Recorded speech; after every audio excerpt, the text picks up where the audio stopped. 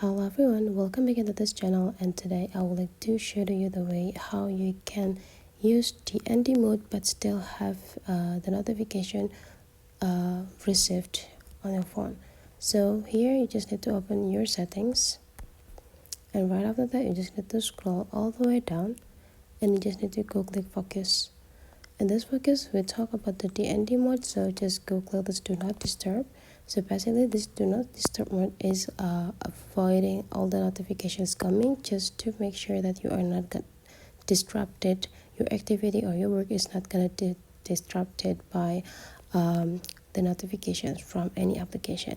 Now click into the options and you just need to go click all the screen off, and there will be like an appearance there, and there will be a dim lock screen.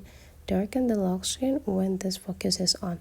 Now you just need to turn off this button, and then you're done. So that's for today's tutorial. Hopefully you enjoy it a lot, and if you still have some questions, just drop into the comment sections below, and don't forget to leave some comment, like and subscribe into this channel. Turn on the notification to get more information over the application or the iPhone.